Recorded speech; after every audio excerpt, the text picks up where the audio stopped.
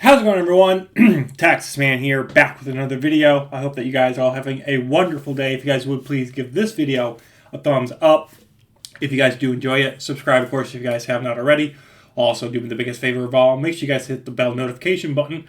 Select all for all notifications. You guys don't miss out on future content here on the channel.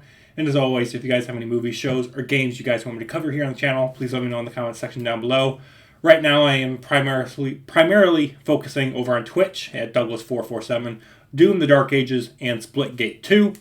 Please head over there and follow. It is completely free, and it would be greatly appreciated. So, if you guys don't know, I have officially finished my review of everything for Andor. So, if you guys have missed out on any of that content, especially the finale, the episodes 10, 11, and 12 of Season 2, I will leave a link to the Andor playlist at the end of this video if you guys want to check that out. Yeah. I said in that video that basically Andor Season 2 kind of felt rushed. It seems like the people behind the show, they probably expected to have at least 3 seasons of Andor. And so a lot of people are basically considering Star Wars a Rogue One, a Star Wars story. Basically Andor Season 3. The issue I have with that is Rogue One was considered a movie long before Andor was even considered to become a show. And while this 2016 film is good, I want to state the fact that I think Rogue One as a movie works well on its own. I think Rogue One is cool, and you can watch this film without watching the show and enjoy it.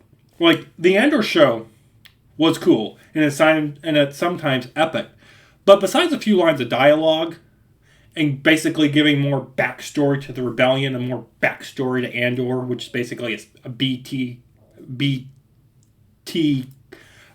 tier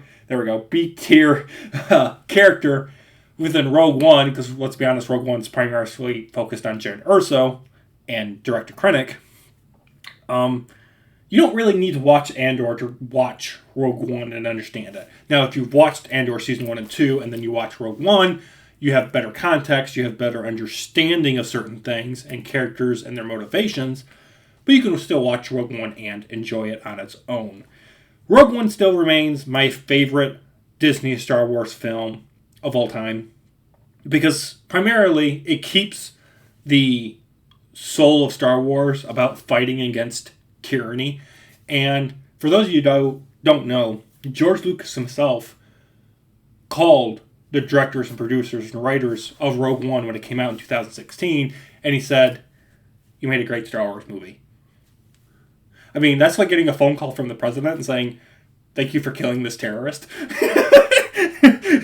It was a real good accomplishment of what they did with Rogue One.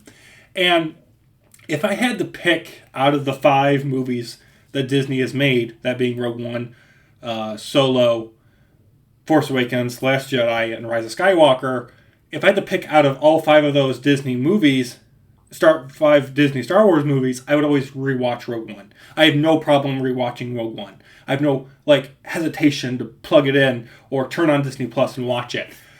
I have no problem with it. Now, the sequel trilogy and Han Solo film, I'm just like, anytime anyone wants to watch it with me, I'm just like, can we watch Rogue One first? That way, if I fall asleep, I'm not missing anything of importance, or anything that's actually good. And I don't tell them that. I'm just like, can we start with that one first?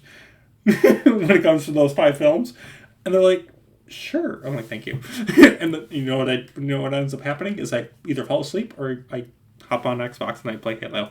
Anyway, like I said earlier, this is my favorite Disney Star Wars film. It also leads perfectly, pretty much perfectly, into A New Hope.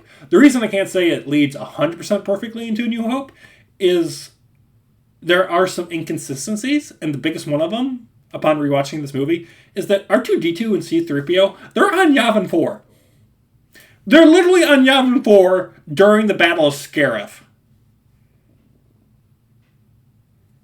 But they're not with Leia on her ship. That's a plot hole in the movie, okay? R2-D2 and C-3PO, they can't be in two places at once. So either they're on Yavin 4 during the events of New Hope, or they're with Leia when Vader and the rest of the troopers board the ship at the beginning of A New Hope.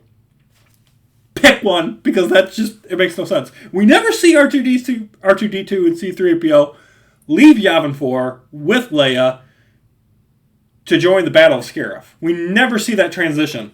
Now, it might have happened in the background, but it's never explained properly in this movie, and to me, it is a plot hole, and it bugs me every time. It's like, oh, look, R2-D2 and C-3PO. Like, it's meant as like a cameo. It's like, hey, kid, your favorite droids are here. Woohoo!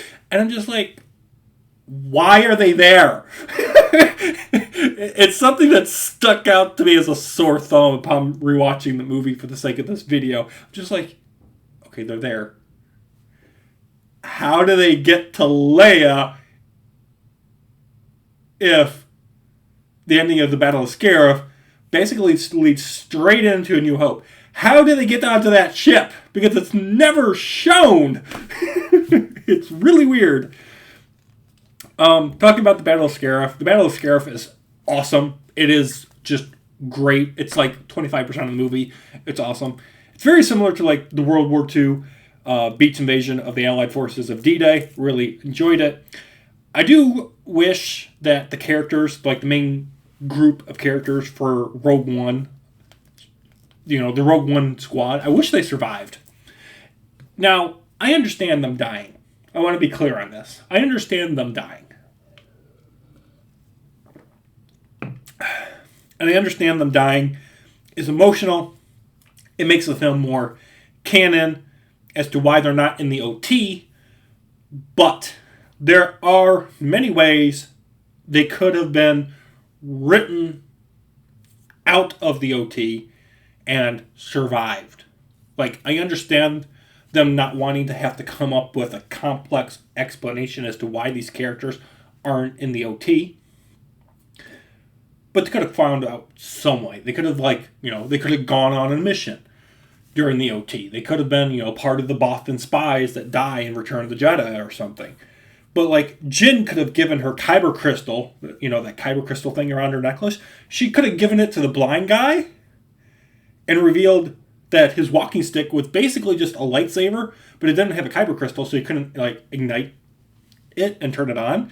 It would have been so cool to have the blind guy just turn into a blind Jedi and have a powered-up lightsaber, and it could have protected everybody. Also, K2SO, when he gets that other droid, he could have, duplicated his memory and put it inside of that droid, so that way he didn't die, and he could have saved, Andor and Jyn before the Death Star kills them on that beach.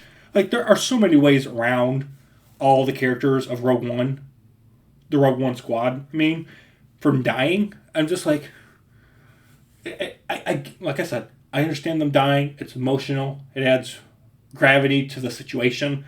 But I'm as a writer, I'm just okay, there are so many ways that they could have gotten out of these situations. As someone who wrote a bunch of short stories and books for high school and college projects, you have to make sure that there's no escape route for characters and plot holes and ways for people to escape and survive things that should have. You know what I'm saying? There's ways that you have to write a story in order to make sure that it's bulletproof, to make it where, okay, this character dies because there's no other way out. So you have to make sure that you write it in a way, and I don't think it's written well. I don't think Rogue One's written well enough to go around those things. So, yeah. Another character that easily could have survived this entire film, and it boggles my mind, is Saw Gerrera. Why does Saw Gerrera not leave Jedha, and instead he just stays on the planet to get killed by the Death Star? That makes no sense. He's I'm going to run no longer. And I'm so you're just going to stand here and get killed? that whole scene pissed me off because he was such a cool character in the Clone Wars and such a cool character in Rebels. And how they kill his character off, I'm just like, are you kidding me? He's just going to stand there and get eaten by the Death Star. I'm like, him as a character should have died in a better, spectacular fashion. That's all I'm going to say. The film offers good humor from K2SO. There's a bunch of Easter eggs from the guys like on Tatooine that are in the bar that are pissed off by Luke. We also get to see the ghost ship from the Rebels show.